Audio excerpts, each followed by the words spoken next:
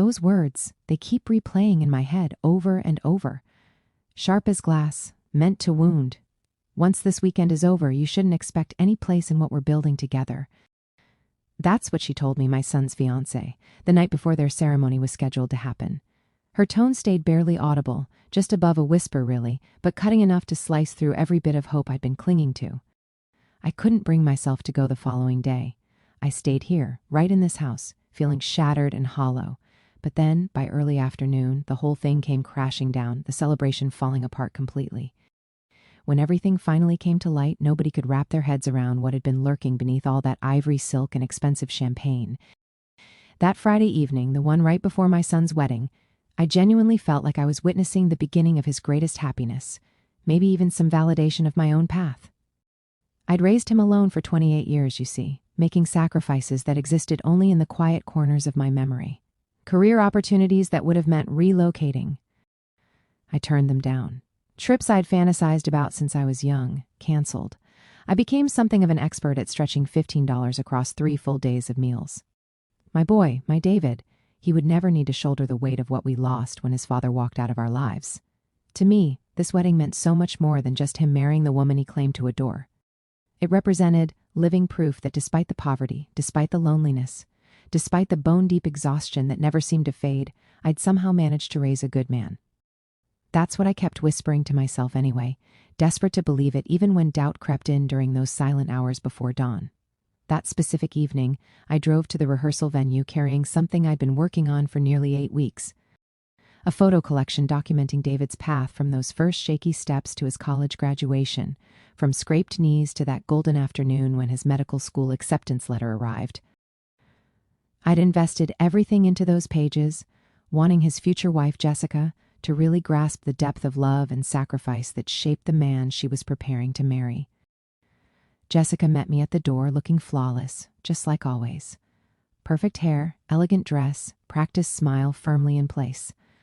But something in the way she looked at me that night carried a coldness I'd never seen before. Something that twisted my stomach even before any words were spoken. "Jessica," I started, holding out the album toward her. "I made this for David. I thought perhaps you two could go through it together tonight, before tomorrow." She didn't even glance down at it. Instead, she moved closer, dropping her voice to ensure nobody else could possibly hear us. "Once this weekend is over," she murmured, her mouth curving into the faintest hint of a smirk, "you shouldn't expect any place in what we're building together." The words struck me like something physical. I blinked hard, certain I must have misheard. "I'm sorry, what did you—" "You heard me clearly enough," she cut in, still keeping her voice low.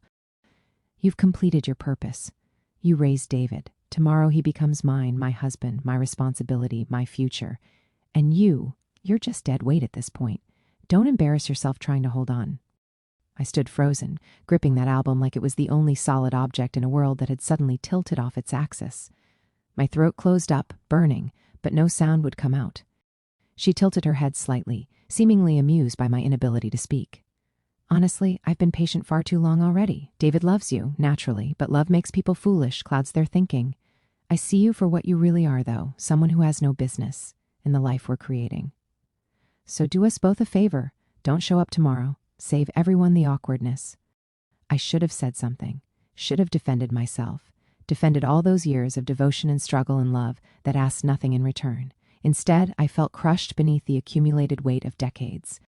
Decades of being alone, of overnight shifts, of pretending I wasn't completely depleted so David wouldn't see how hard things really were after his father abandoned us.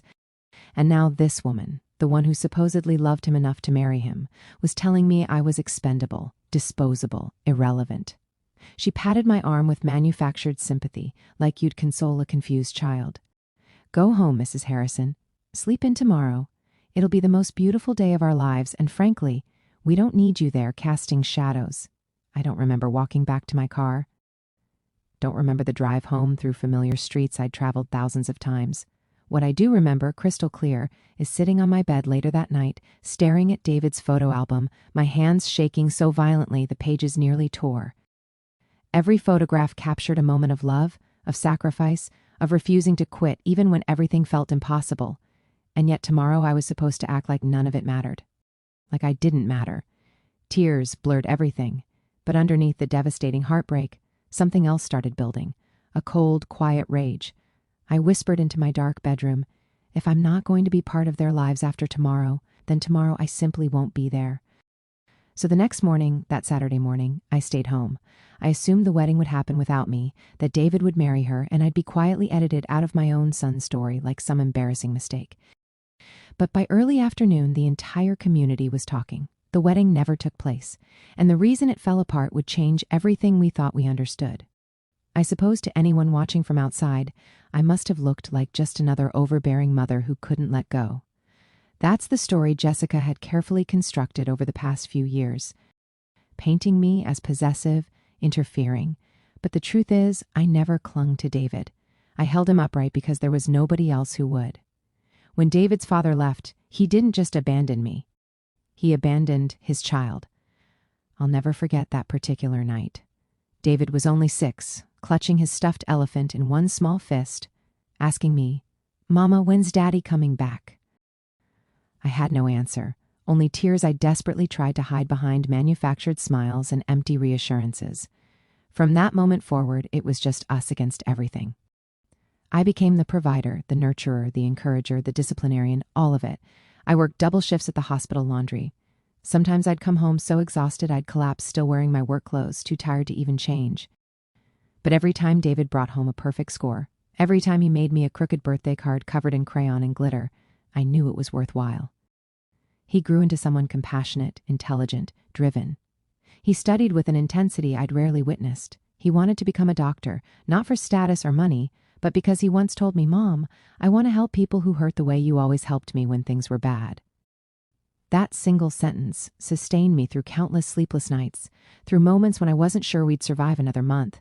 So when he brought Jessica home to meet me for the first time, 3.5 years ago, I genuinely wanted to welcome her into our small family. She was stunning, confident, polished, the kind of woman who commanded attention the moment she walked into a room.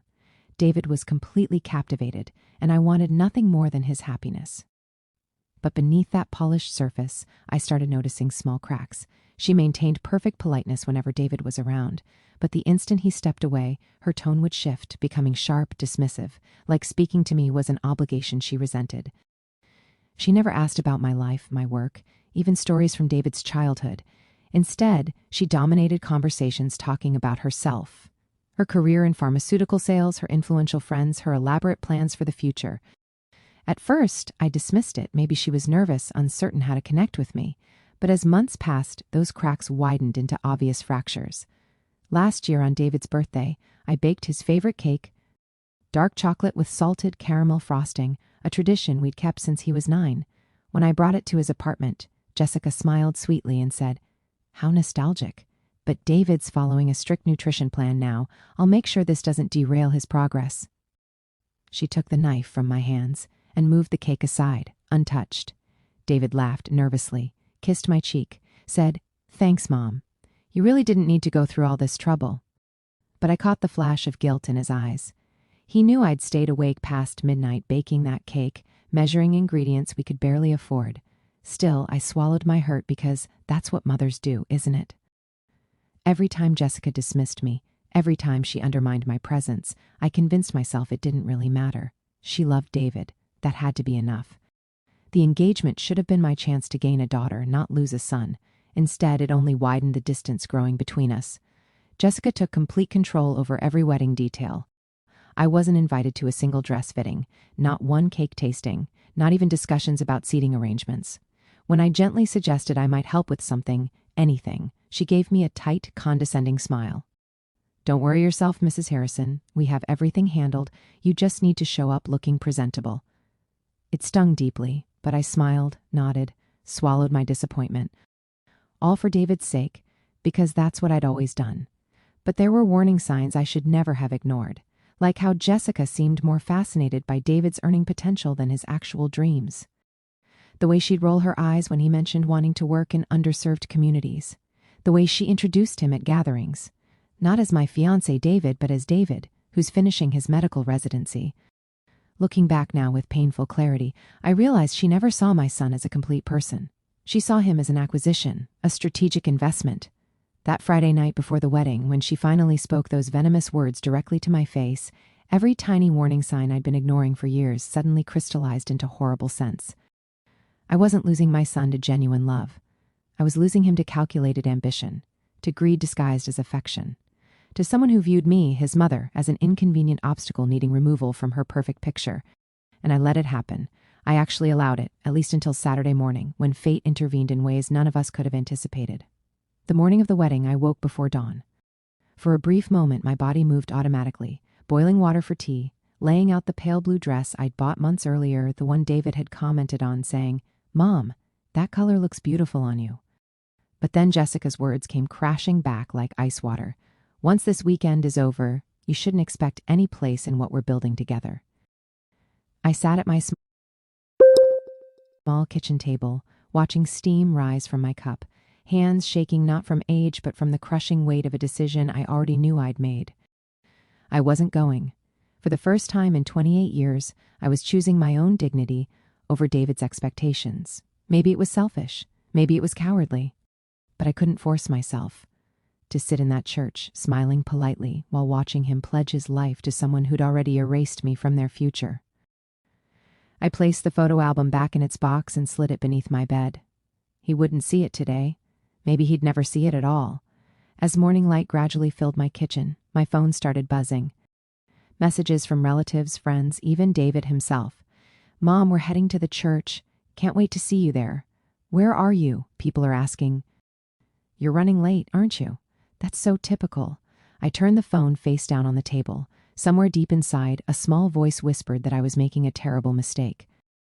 But louder still was the echo of Jessica's smirk, her absolute certainty that I was nothing more than an inconvenience to be managed and discarded. If that's what she wanted, I'd give it to her. By 9 o'clock, the calls became frantic. David left a voicemail, his voice edged with panic. "Mom, where are you? Jessica mentioned you weren't feeling well last night, but I know that's not true. Please, just call me back. Please, Mom, I need you there." I pressed the phone against my chest, my heart fracturing with every word. Every instinct screamed at me to call him immediately, to rush to the church, to be there for the boy I'd raised through every imaginable storm. But I couldn't. Not this time. Not after what Jessica had said, what she'd made abundantly clear. At 10 o'clock, my sister knocked urgently on my door. She'd driven over still wearing her bridesmaid dress when she realized I wasn't at the venue. "Margaret, what on earth are you doing?" she demanded, pushing past me. "Everyone's looking for you. The ceremony starts in less than an hour." I shook my head slowly, unable to meet her eyes. "I'm not going, Claire." Her jaw dropped. "Not going? Are you losing your mind? Your only son is getting married today." I finally looked up, tears flooding my eyes. "He's marrying someone who told me to my face that I'm not part of his life anymore, that she doesn't want me there. So why should I go? Why should I sit there pretending I belong when she's made it clear I don't?" My sister's anger faltered instantly, replaced by disbelief. "Jessica said that? She actually said those words to you? Last night?" Looked me straight in the eyes. Claire sank into a chair, momentarily speechless. The only sound was the steady ticking of my wall clock. Finally, she whispered, "Oh my God, Margaret." I nodded, tears streaming freely. "I won't sit there like a fool, pretending to be welcome when I'm clearly not. I won't do it, Claire." She pressed her hands over her mouth, torn between anger on my behalf and pity for the impossible situation. "But Margaret," she finally said, "if you don't go, people will blame you entirely. They'll say you abandoned David on the most important day of his life. They'll make you the villain." I released a bitter, hollow laugh. "Then let them. I've been judged my entire life. What's one more round?" At 11:15, I stood at my window watching neighbors climb into their cars, dressed formally, heading toward the church. My car keys sat untouched on the counter. When the church bells began ringing at 11, I sat in complete silence, staring at the photo album hidden beneath my bed. That should have been the end of my story. A mother too wounded, too humiliated to stand beside her son on the most significant day of his life. But by noon, everything changed. The first call came through. Claire again, her voice shaking. "Margaret," she whispered urgently. "The wedding. It's not happening." My breath caught. "What do you mean?" Her words tumbled out in a rush. "Jessica." "Oh God, Margaret, you need to hear this. You need to sit down right now." And in that single moment, I realized something completely unexpected. By refusing to attend, I hadn't destroyed the wedding. Jessica had destroyed it herself, and the reason would shake all of us to our very foundations. When Claire's trembling voice came through the phone, time itself seemed to freeze. "The wedding isn't happening," she repeated, words edged with shock. "Jessica's been exposed, Margaret. Everything's fallen apart." I gripped the phone tighter, knuckles turning white. What are you talking about? Exposed how?" "Margaret, this is complicated, but you need to hear it from me before it spreads everywhere, before the gossip takes over. David discovered the truth just minutes before the ceremony was supposed to start." My knees gave out. I collapsed onto the couch, the room spinning slightly. "What truth, Claire? What did he discover?" She exhaled shakily, searching for words. "That Jessica's been lying about everything. About who she is, about what she wanted, about all of it. Later, as I pieced together the full story from frantic calls, text messages, and news spreading through our community like wildfire, the sequence of events unfolded with dramatic intensity. Except this wasn't fiction. This was devastatingly real. At approximately 10 to 30 that morning, just 30 minutes before the scheduled ceremony, David had been waiting in a small preparation room at the church. His groomsmen surrounded him, trying to lighten the mood with jokes, adjusting his tie, offering encouragement. But then Marcus, his best friend since childhood, burst through the door looking pale and shaken, his face drained of color. "David," Marcus said urgently, holding out his phone with a trembling hand.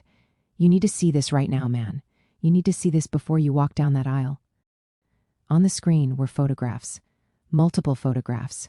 Jessica, his bride-to-be, wrapped intimately in another man's arms, kissing him, looking at him with an expression David had thought was reserved only for him. The images weren't old, faded memories from some distant past. They were recent, crystal clear, time-stamped from just 3 weeks earlier. David's face drained of all color. What is this? Where did these come from?" "Her downstairs neighbor sent them to me," Marcus explained, his own voice breaking.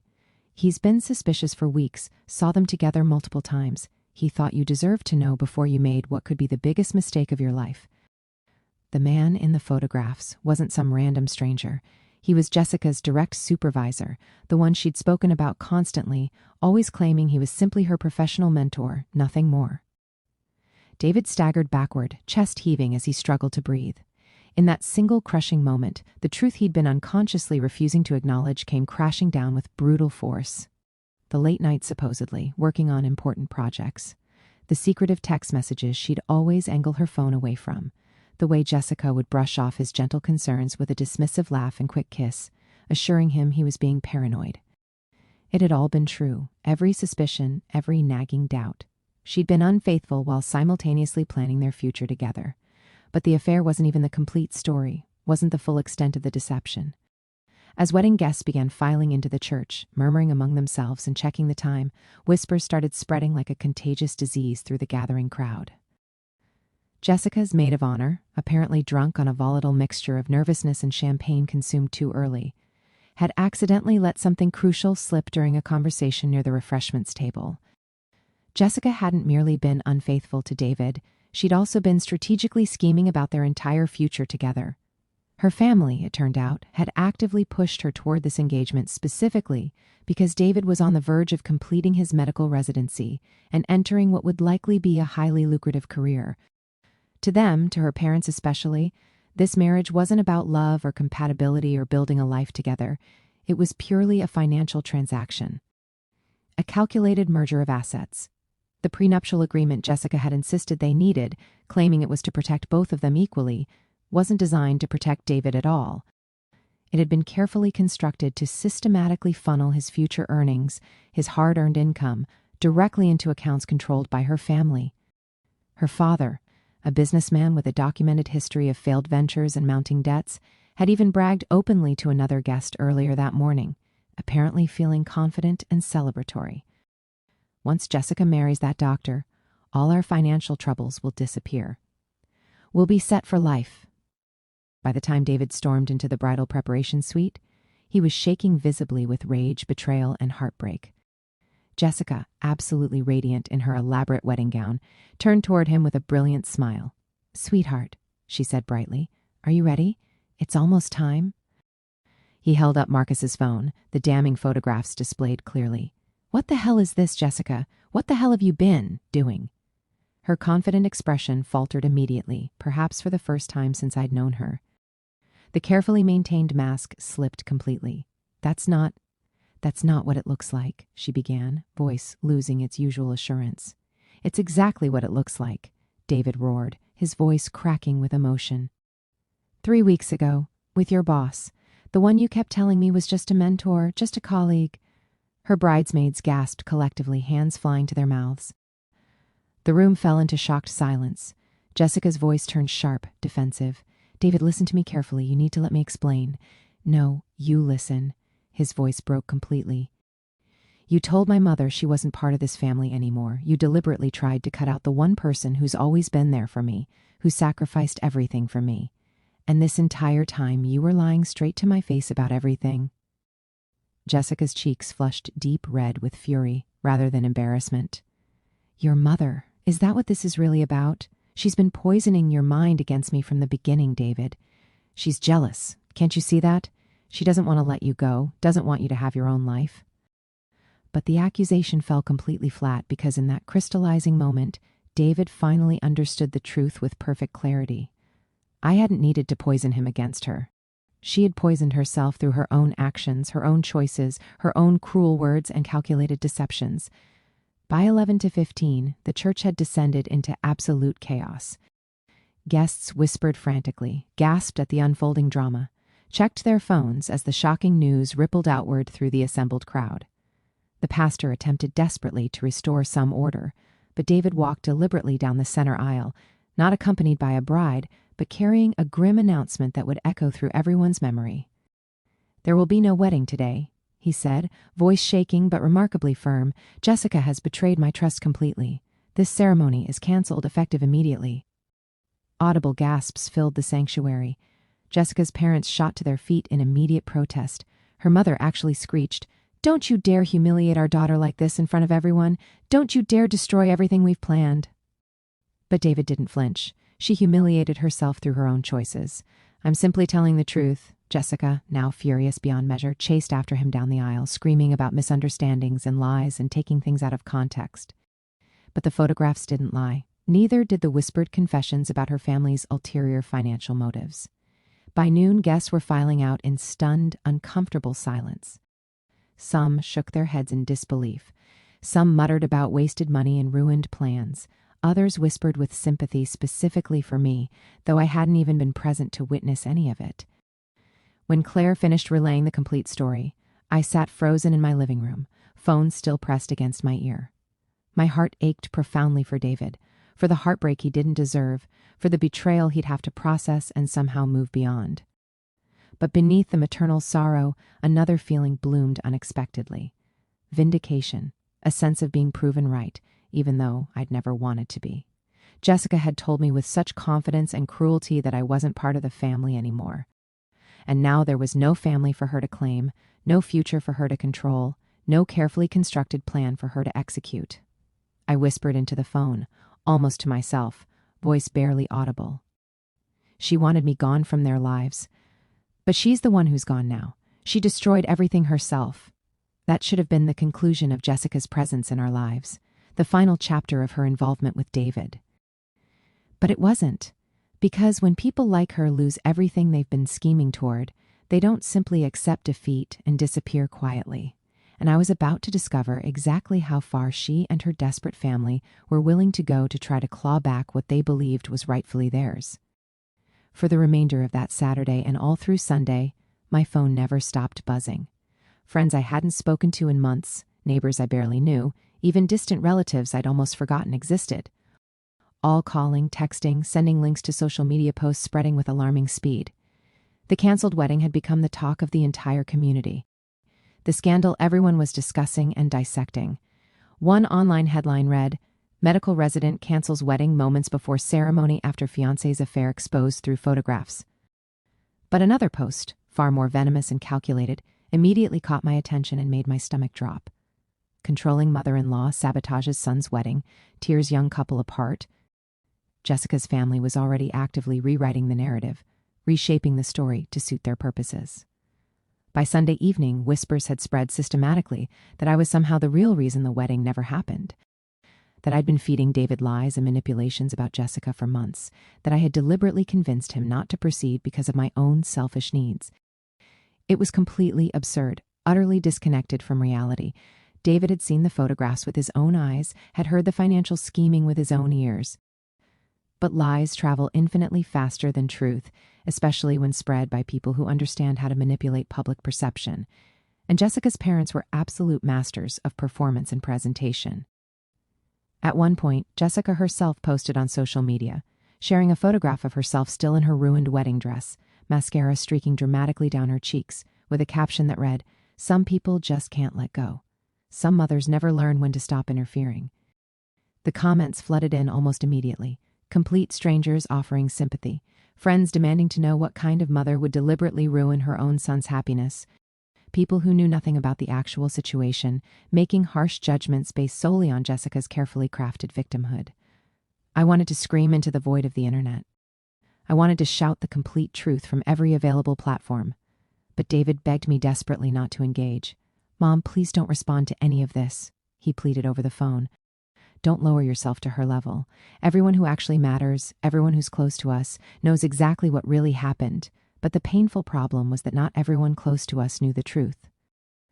Some people actually believed Jessica's version of events. Some questioned me directly, voices carrying doubt and judgment, even people I'd known for years. People I'd considered friends, asked with barely concealed suspicion, "Margaret, did you really tell David not to marry her? Did you interfere?" It cut deeper than I could have anticipated. After everything I'd sacrificed, after everything Jessica had actually done, after her cruelty and deception and calculated manipulation, I was still somehow the villain in someone else's carefully constructed story. And then, just when I thought things couldn't possibly get worse, they did. 3 days after the canceled wedding, I received an official letter delivered by courier. A legal letter printed on expensive letterhead, filled with threatening language. Jessica's family was threatening to sue me for defamation of character, for intentional infliction of emotional distress, even for something called tortious interference with contractual relations. I stared at the formal document, hands trembling uncontrollably. Tortious interference with contractual relations. What did that even mean in this context? What contract had I supposedly interfered with? I brought the letter directly to my friend Janet, who worked as a paralegal at a law office downtown. She skimmed through it quickly, then shook her head with obvious disgust. "This is pure intimidation, Margaret. They're trying to frighten you into silence. Tortious interference with contractual relations is essentially claiming you deliberately ruined their financial plan, which, by the way, isn't even a legitimate legal argument in this situation. They don't have a case." "Financial plan?" I echoed, confused. "What financial plan?" Janet set the threatening papers down carefully. "Margaret, didn't you know? Jessica's family is apparently drowning in debt, essentially bankrupt. Her father lost millions through terrible investments over the past decade. They desperately needed her marriage to David to stabilize their entire financial situation." She pulled up something on her computer, then turned the screen toward me.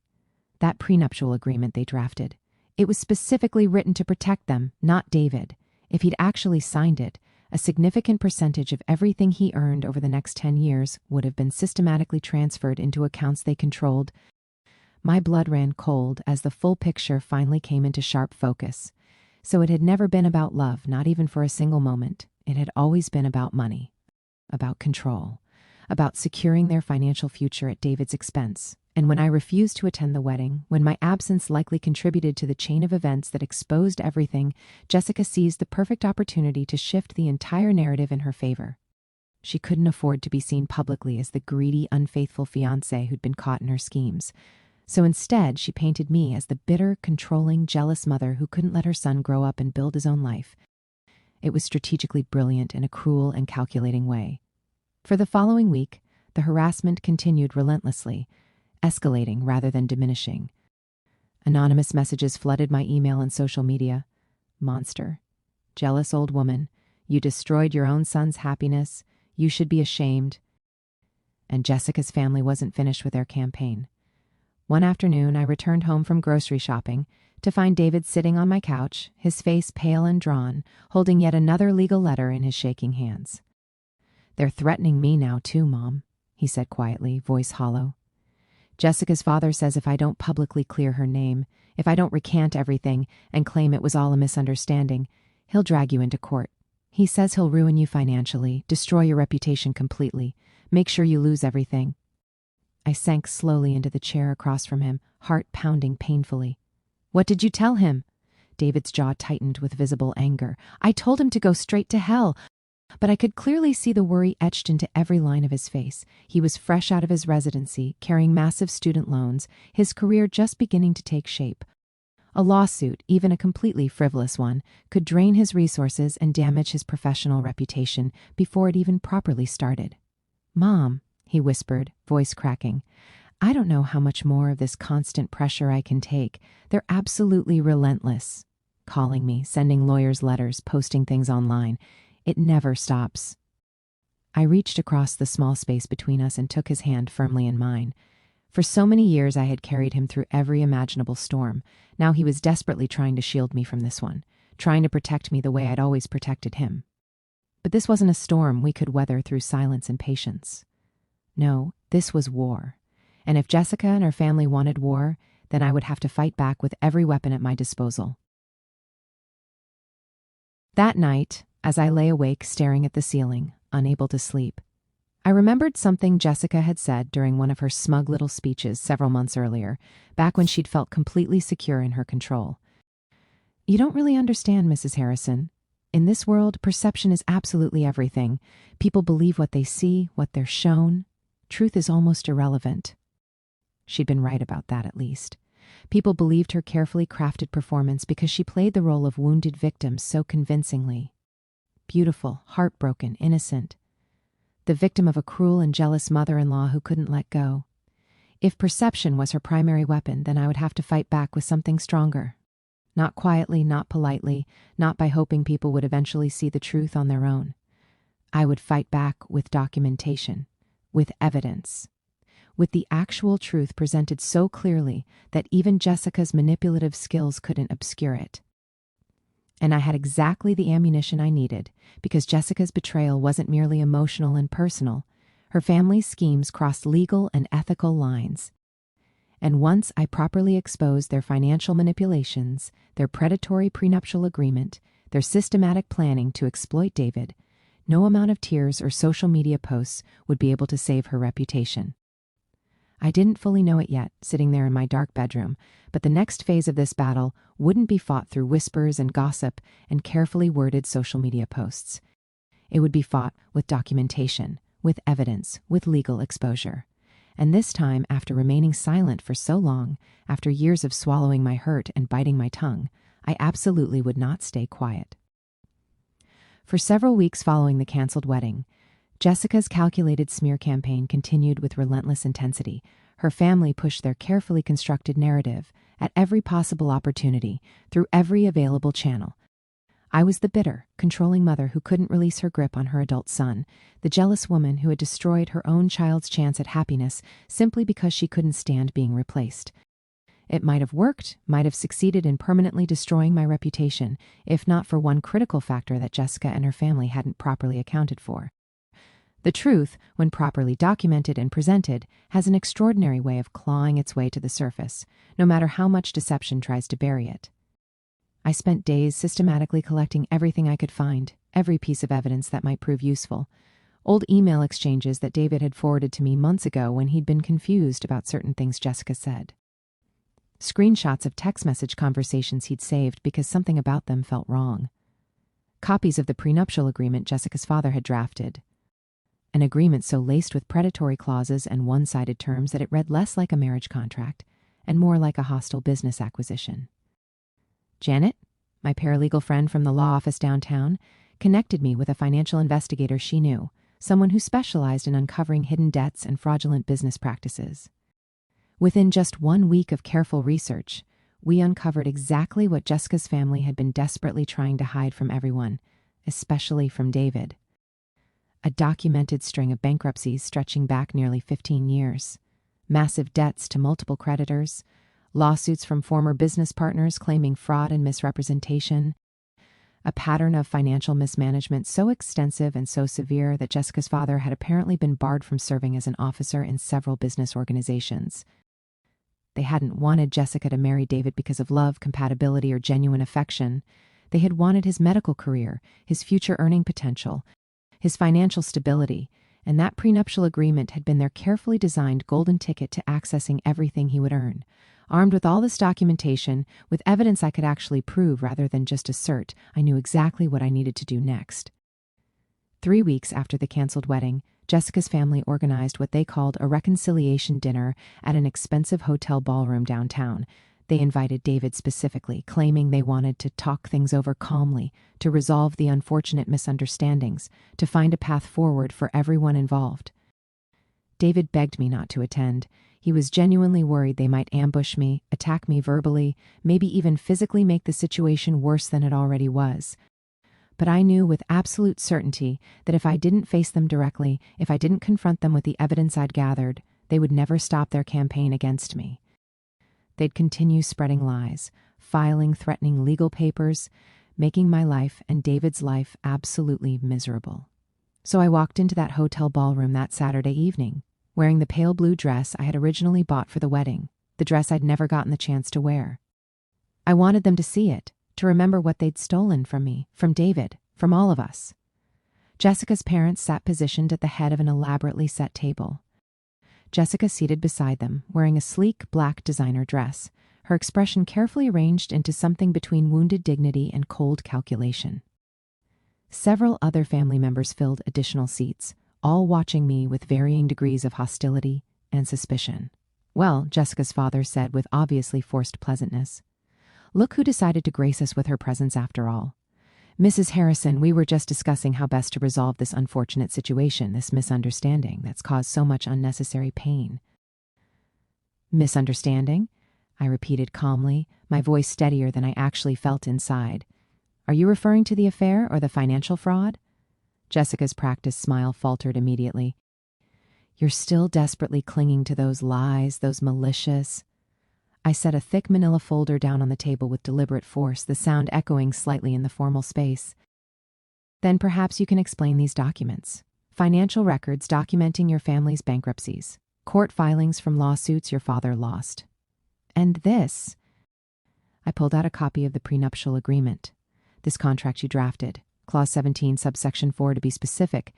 In the event of divorce proceedings initiated within the first 7 years of marriage, 70% of David Harrison's gross income shall be transferred into joint accounts held by Jessica Carter and her father Richard Carter for a minimum period of 5 years.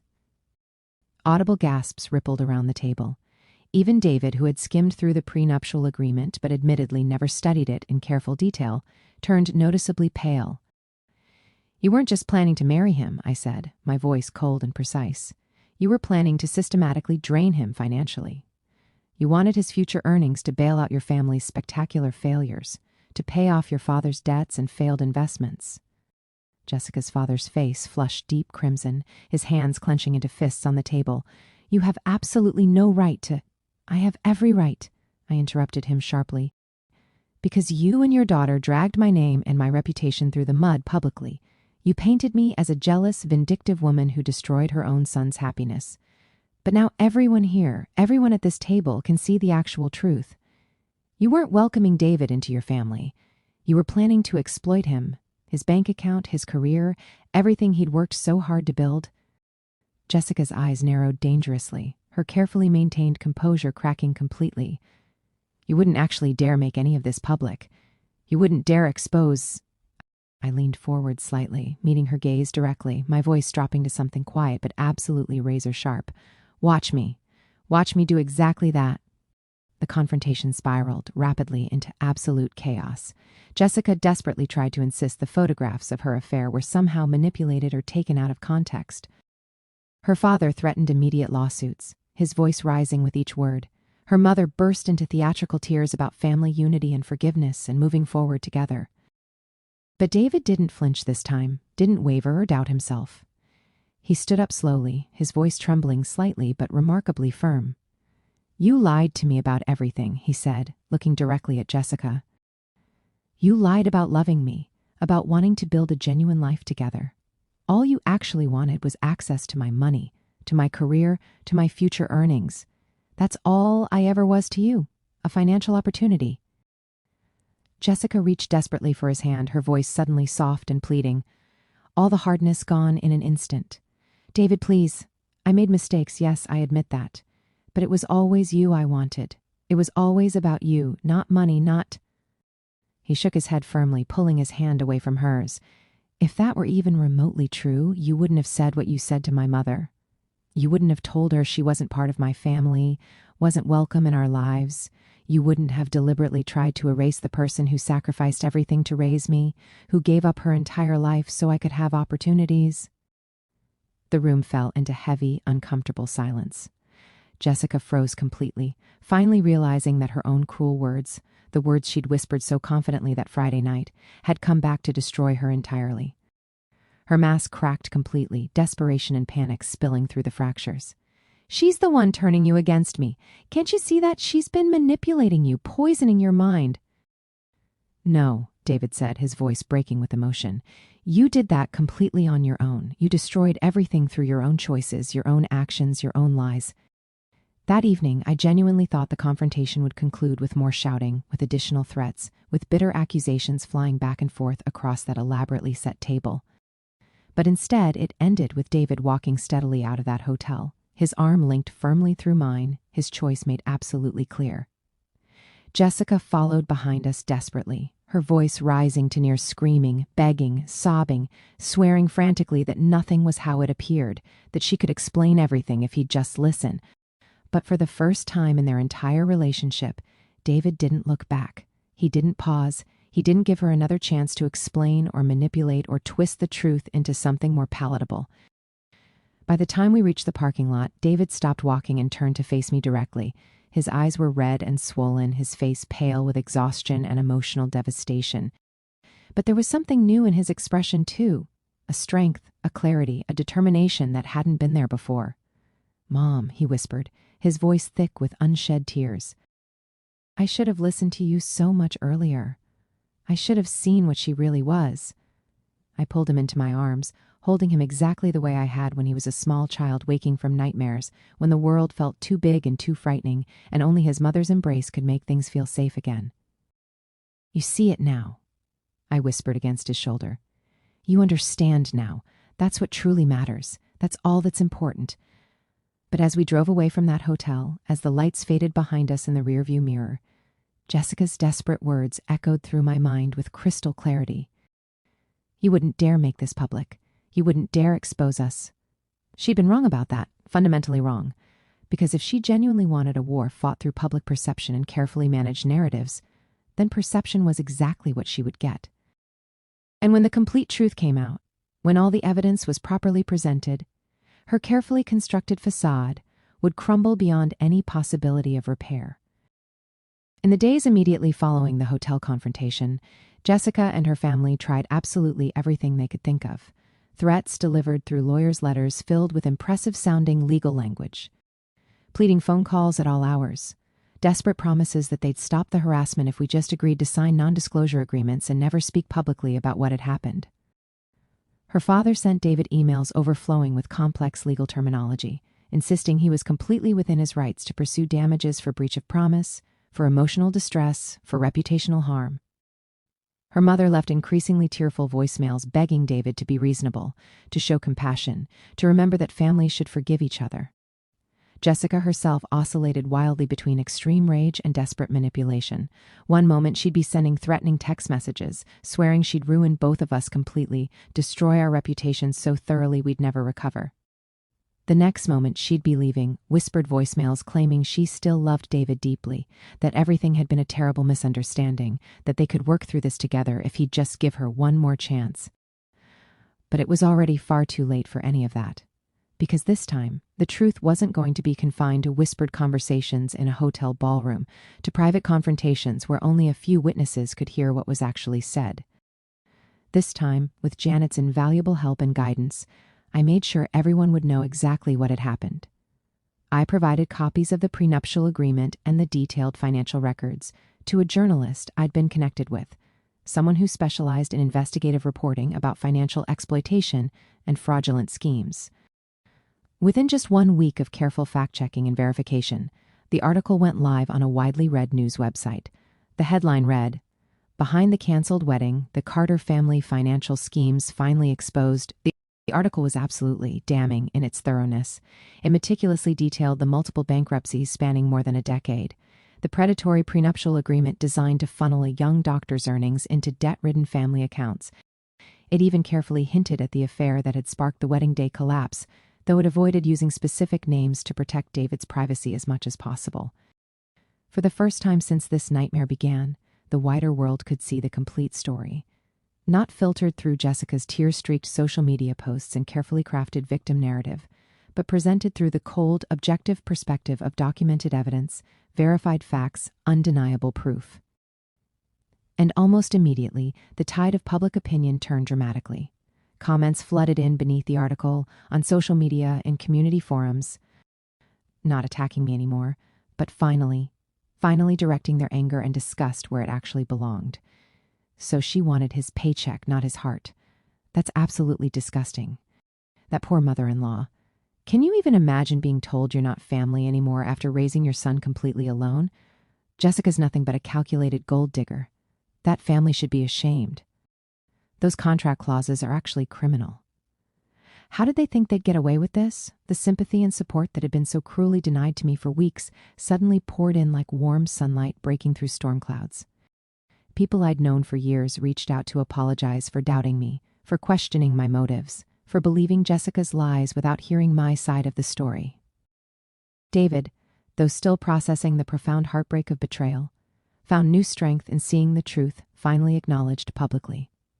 He threw himself completely into his new position at a hospital across town, determined to build a future on his own terms, free from Jessica's manipulation and her family's schemes. And for the first time in months, I watched him genuinely smile. Not the forced, nervous smile he'd worn throughout his relationship with Jessica, constantly trying to keep everyone happy and maintain an impossible peace, but his real smile, the one I remembered from his childhood, authentic and reaching all the way to his eyes. One warm evening several weeks later, as we sat together on my front porch drinking iced tea and watching the sunset paint the sky in shades of orange and pink, David reached over and squeezed my hand gently. "Mom," he said softly, his voice carrying a mixture of gratitude and residual pain. "I honestly don't know how you stayed so strong through all of this. She nearly broke me completely. The lies, the manipulation, the constant pressure. I don't know how you survived it." I looked at him carefully, at the man my little boy had become, forged through fire and hardship into someone stronger than he'd been before. "Because I've weathered worse storms than this," I answered honestly. "And because I knew, somewhere deep inside, that eventually you'd see her for exactly who she really was. It just required time and patience and pain, unfortunately." His eyes glistened with unshed tears. "You were always my real family, Mom, always, from the very beginning until right now, sitting here together. That never changed, no matter what she said or tried to make me believe.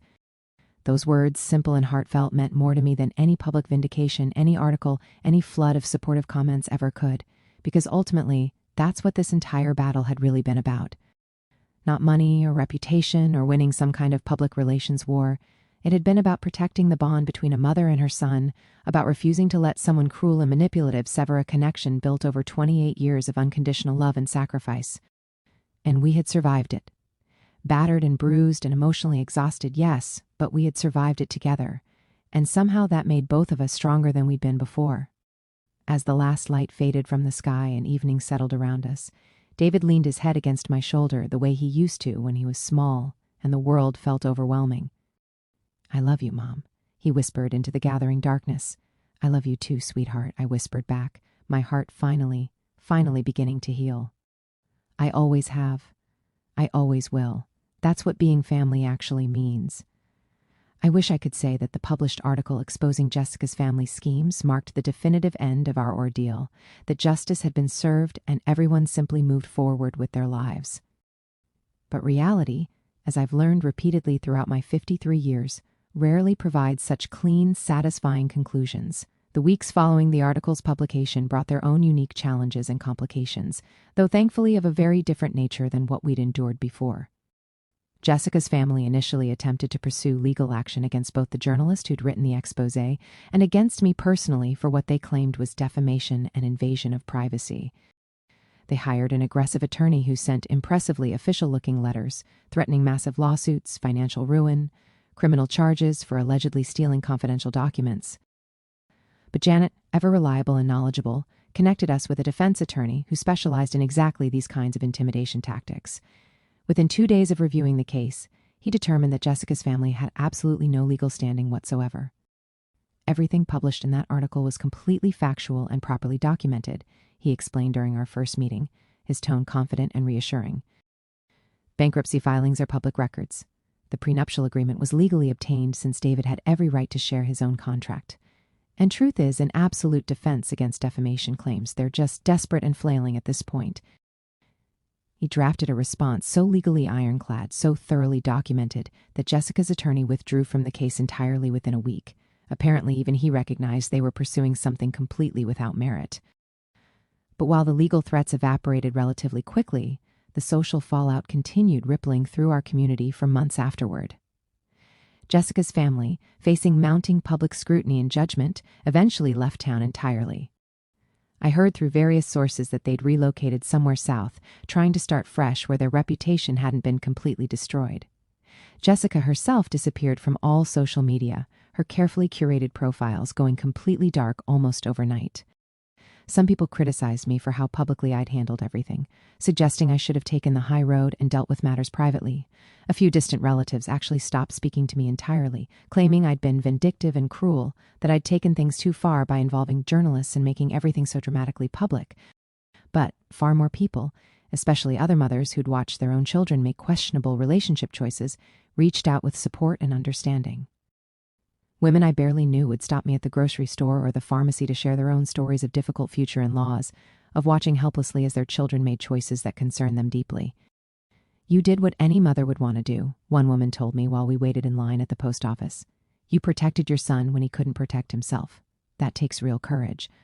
Those moments of connection, of being truly seen and understood by people who recognized what I'd been fighting for, helped heal wounds I hadn't even fully acknowledged were there. David struggled significantly during those months, processing not just the betrayal itself, but everything it represented about his judgment, his ability to see people clearly, his readiness for serious commitment. He threw himself into his work with almost frightening intensity, volunteering for extra shifts, taking on additional responsibilities, anything to keep his mind occupied and away from painful memories. I worried about him constantly, watching for signs that he was avoiding dealing with his emotions rather than processing them healthfully. But gradually, slowly, I began seeing positive changes emerging from the wreckage of that relationship. He became more discerning about the people he allowed into his life, more willing to trust his instincts when something felt wrong, rather than dismissing his concerns. He reconnected with old friends he'd gradually drifted away from during his relationship with Jessica, friendships she'd subtly discouraged because she'd wanted his attention focused primarily on her. And most importantly, his relationship with me deepened and strengthened in ways I'd never anticipated.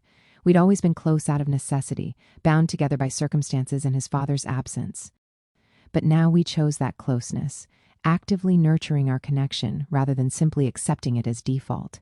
He started coming over for dinner every Sunday evening, a tradition we'd abandoned years earlier when Jessica had begun monopolizing his weekends with social obligations and carefully planned activities. We'd cook together, usually his favorite meals from childhood that brought back happier, simpler memories: spaghetti with my homemade sauce, pot roast with roasted vegetables, chocolate chip pancakes for breakfast dinner when we were feeling particularly nostalgic. During those quiet evenings together, we'd talk about everything and nothing. Sometimes we discussed the situation with Jessica, processing specific moments or conversations that still confused or hurt him. Other times, we deliberately avoided the topic entirely, focusing instead on his work at the hospital, my volunteer activities at the community center, neighborhood gossip, plans for the future. One Sunday evening, about 4 months after the canceled wedding, as we cleared dishes from dinner, David brought up something that had clearly been weighing on his mind. "Mom," he said carefully, drying a plate with focused attention, "I've been thinking a lot lately about relationships, about how I completely missed all the warning signs with Jessica, and I keep wondering, did Dad show similar signs before he left? I mean, were there things you ignored or explained away?" I paused with my hands in soapy dishwater, considering my response carefully. We rarely discussed his father, and David almost never asked direct questions about that period of our lives. Your father was different, I finally answered, choosing my words deliberately. He wasn't cruel or calculating like Jessica. He was lost, I think, overwhelmed by responsibility and expectations he'd never really wanted in the first place. When he left, it wasn't because he'd been planning some elaborate scheme or living a double life. He just gave up, decided he couldn't handle being a father and husband anymore. David nodded slowly, processing this. Do you think that's worse or better? At least Jessica's betrayal was active, intentional. Dad just abandoned us. I don't know that worse or better really applies here, I said thoughtfully. They were both profoundly hurtful in different ways. Your father's leaving destroyed one version of my life, forced me to rebuild everything from scratch. Jessica's betrayal attacked you during what should have been one of the happiest periods of your life. Different pain, different circumstances, but pain nonetheless. He set down the dish he'd been drying and turned to face me directly. How did you know you were ready to trust someone again? After Dad left, after that kind of betrayal? How do you open yourself up to that possibility? I smiled sadly, recognizing the real question beneath his words. He wasn't just asking about my experience. He was trying to understand his own path forward, how to eventually move beyond what Jessica had done without letting it poison every future relationship. Honestly, I said, I never really did trust that way again. I dated a bit over the years, but I always kept people at a certain distance, never let anyone get too close. I told myself it was about protecting you, making sure no unstable relationships disrupted your childhood. That was partly true, but it was also about protecting myself, avoiding the vulnerability that comes with truly opening your heart to someone. I dried my hands on a kitchen towel and met his concerned gaze directly. But David, sweetheart, I don't want that for you. Yes, Jessica hurt you terribly. Yes, she betrayed your trust in ways that will take time to fully heal from. But you're 28 years old. You have so much life ahead of you, so much capacity for love and joy and partnership. Don't let her steal that from you, too. Don't let her damage turn you into someone who can't trust, can't be vulnerable, can't open your heart. His eyes filled with tears that he blinked back quickly. What if I make the same mistake again? What if I miss the warning signs again? Then you'll deal with it, I said firmly. But David, you won't miss them the same way. This experience, as painful as it's been, has taught you things about yourself and about other people that you couldn't have learned any other way. You'll be more cautious, yes, but hopefully also more aware, more willing to trust your instincts. He pulled me into a tight hug, and I felt some of the tension he'd been carrying for months finally begin to release. Thank you, Mom, he whispered, for everything, for fighting for me even when I couldn't see what was happening, for not giving up. Always, I whispered back. That's what mothers do. We fight for our children, even when it's hard, even when they can't see why we're fighting. As spring gradually warmed into summer, life began settling into new rhythms and patterns. David started dating someone new, a nurse named Emily who worked in a different department at his hospital. He approached this relationship with far more caution and awareness than he'd shown with Jessica, but also with a willingness to be open and vulnerable that made me hopeful for his future. When he eventually introduced her to me over coffee one Saturday morning, I watched their interaction carefully, looking for any red flags, any warning signs that might indicate problems ahead.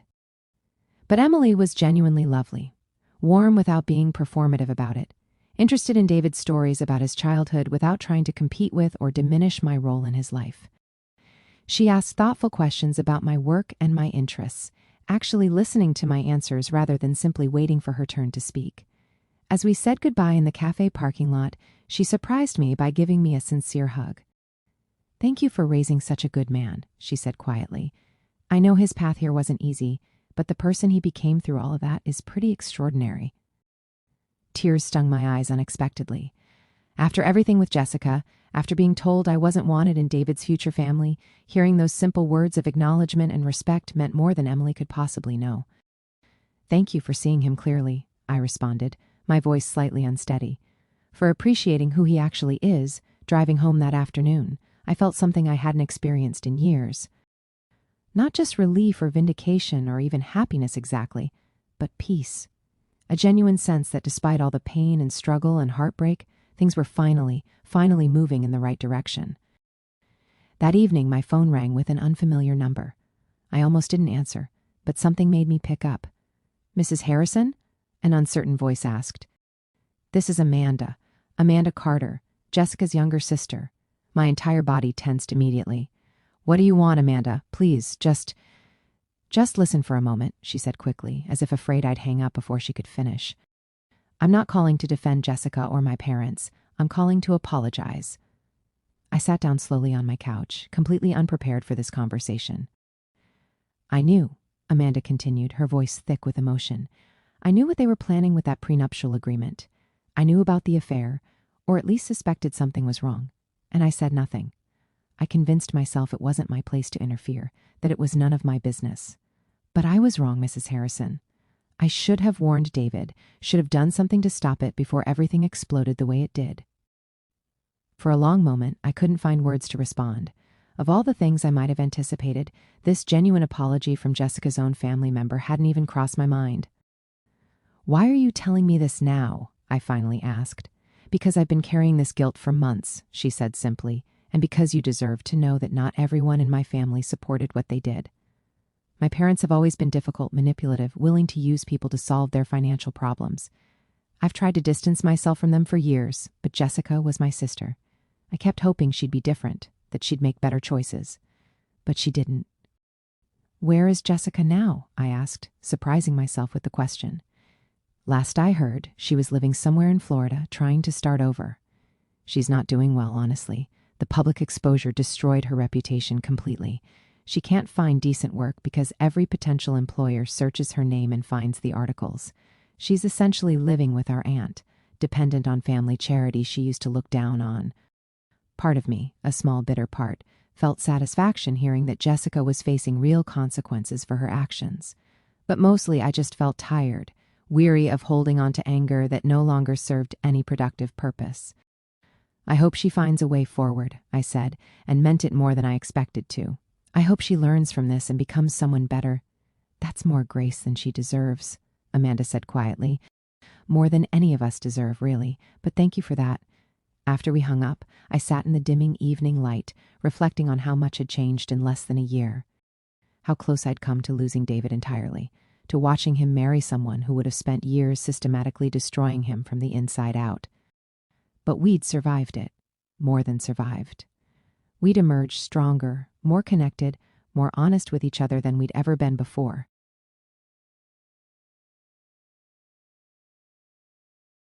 The next morning, I pulled the photo album out from under my bed, the one I'd made for David and Jessica that had never been given, never been seen. I sat on my bedroom floor and slowly paged through it, looking at photographs documenting David's entire life. Each image represented a moment of love and sacrifice and determination. And then, carefully and deliberately, I began creating a new album. Not for David's wedding this time, but simply as a record of our journey together. The difficult years after his father left, the celebration when he graduated high school, the pride when he completed medical school, the pain and healing that came after Jessica's betrayal. All of it deserved to be remembered and honored. Not just the happy moments, but the struggles too, because those struggles had shaped both of us into who we'd become. When David came over for dinner that next Sunday, I showed him the new album, still incomplete but already meaningful. He looked through it slowly, his expression moving through a range of emotions.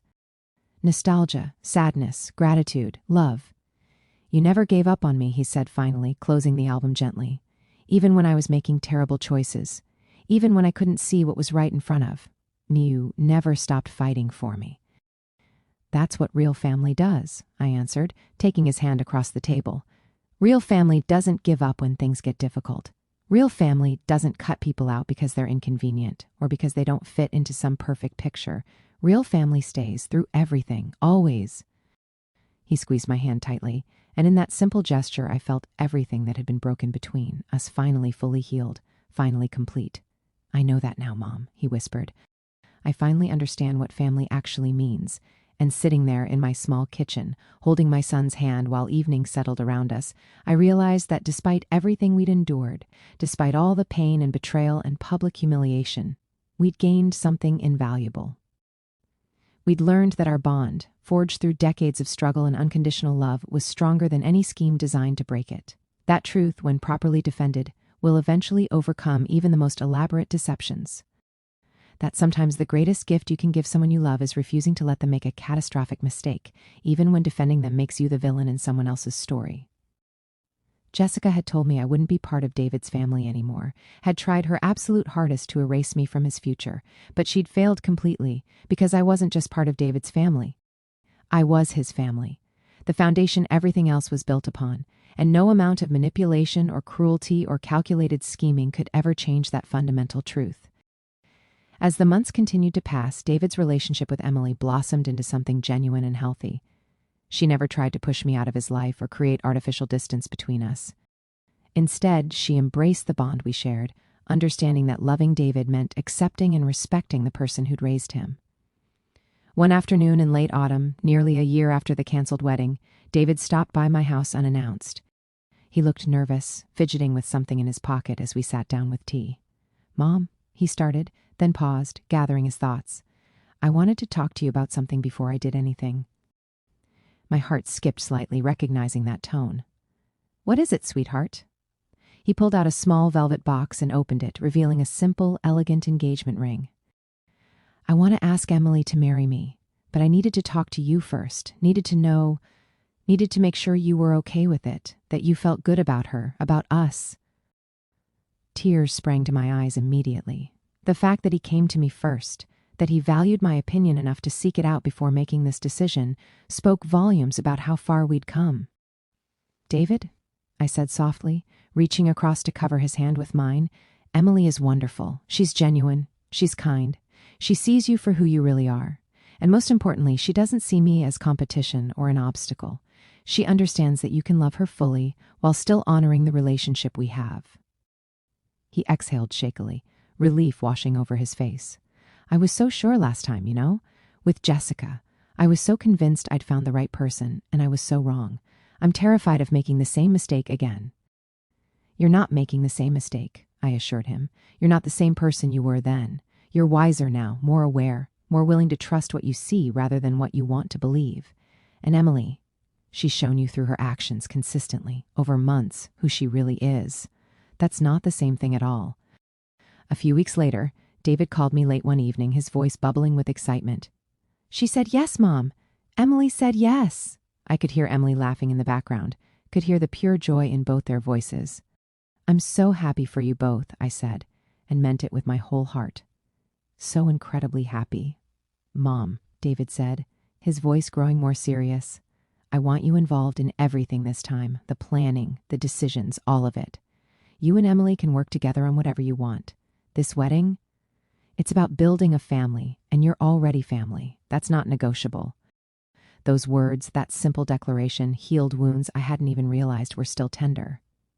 When the wedding planning began in earnest several months later, Emily insisted I be part of every decision. We went to dress fittings together, she genuinely asking for my opinion and listening to my thoughts.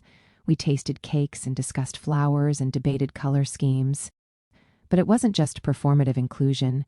Emily genuinely valued my presence, treated me with respect and warmth that felt real, not manufactured. One afternoon, while we were looking at invitation designs, Emily turned to me with unexpected seriousness. "Mrs. Harrison," she said quietly, "David told me what happened with Jessica. Not just the affair and the financial stuff, but what she said to you the night before the wedding. What she tried to do." I tensed slightly, unsure where this was going. "I need you to know," Emily continued, her eyes meeting mine directly, "that nothing like that will ever happen with me. You're not losing a son when David and I get married.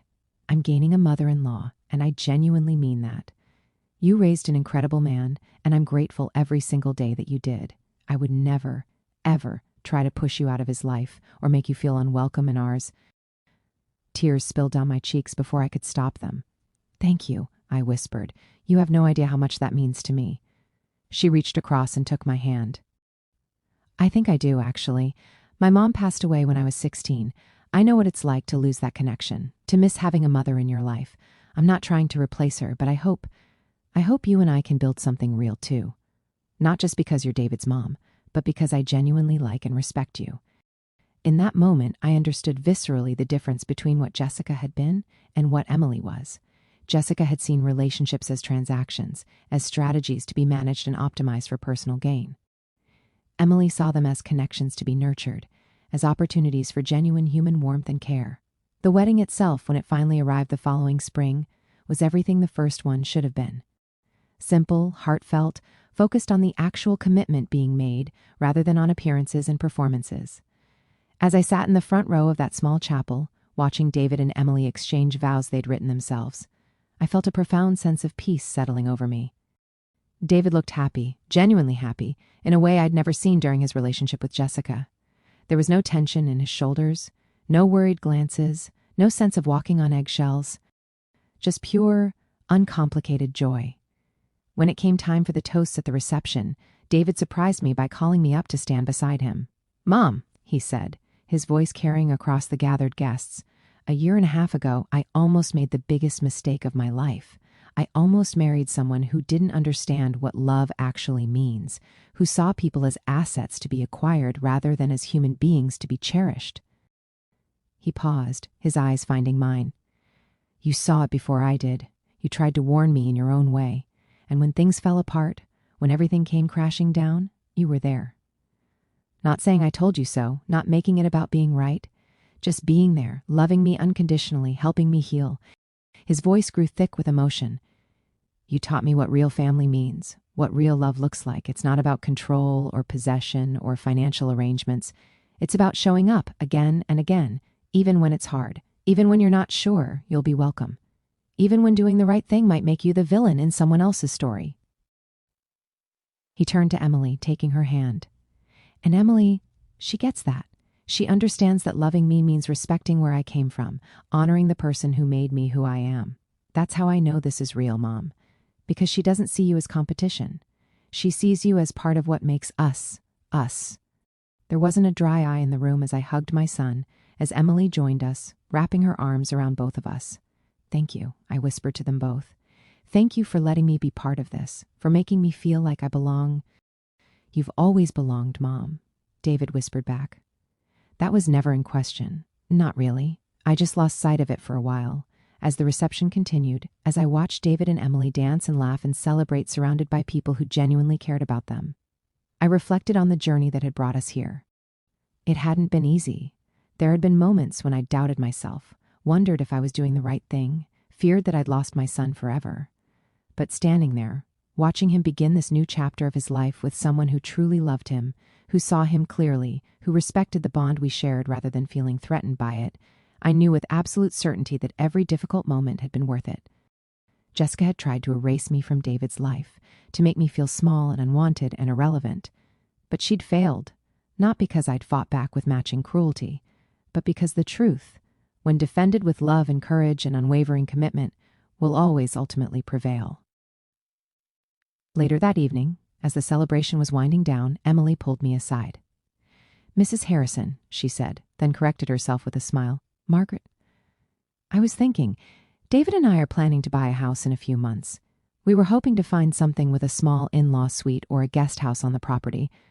Not because we expect you to move in full-time or anything like that, but so you'd always have a space that's yours. So you'd know, concretely, that you're always welcome, always part of our family." My throat closed up with emotion. "You don't have to do that. We want to," she said firmly. "Not out of obligation, but because we genuinely want you in our lives. And after everything that happened before, I want you to never, ever doubt that again." As I drove home that night, my heart full to bursting, I thought about how differently things had turned out than I'd feared that terrible Friday night when Jessica had spoken those cruel words. I thought I was losing my son, thought I was being cast aside, deemed irrelevant and unwanted, but instead, I'd gained something far more valuable than I'd almost lost. I'd gained a deeper understanding of what real love looks like, what genuine family means, what it takes to stand firm in your truth even when the whole world seems to be against you. And most importantly, I'd gained certainty, bone deep and unshakable, that the bond between David and me was strong enough to weather any storm, survive any betrayal, outlast any attempt to break it. Jessica had been wrong about so many things, but she'd been most wrong about this. She thought she could simply declare me irrelevant and make it so. She thought she could erase decades of love and sacrifice with a few cruel sentences whispered in the dark. She'd failed to understand that real love, the kind built over 28 years of showing up every single day, can't be erased by someone else's cruelty. It can be tested, challenged, strained nearly to breaking. But if it's genuine, if it's built on a foundation of unconditional care and unwavering commitment, it will survive. And ours had. Not unchanged, perhaps. We were both different now, shaped by what we'd been through, but we were also stronger, more honest with each other, more aware of how precious our connection really was. As I prepared for bed that night, I looked at the new photo album I'd been working on, now nearly complete. On the last page, I added a photo from earlier that evening. David and Emily cutting their wedding cake, both of them laughing at something, David's arm around his new wife, happiness radiating from every part of him. And next to it, I placed a photo someone had taken of the three of us during the toast. David in the middle, Emily on one side, me on the other, all of us smiling, all of us connected. That image, more than anything else, represented what we'd fought for and ultimately won. Not a perfect family, not a story without pain or struggle, but a real family, built on genuine love and mutual respect, and the unwavering commitment to show up for each other, no matter what. Jessica had told me I wouldn't be part of David's family anymore. She'd been so certain, so confident in her ability to push me out. But looking at that photograph, at the visible proof of the life we were all building together, I smiled. She'd been wrong, completely, utterly wrong, because I wasn't just part of David's family. I was his family, woven into the very fabric of who he was. And now, with Emily's arrival, our family had grown. Not through exclusion or manipulation or cruel ultimatums, but through genuine love and mutual respect and the beautiful expansion that happens when good people choose to build something together. That night, for the first time in nearly 2 years, I slept deeply and peacefully, knowing with absolute certainty that everything we'd been through, all the pain and struggle and heartbreak, had led us exactly where we needed to be. Together, strong, unbroken. And that, in the end, was what mattered most.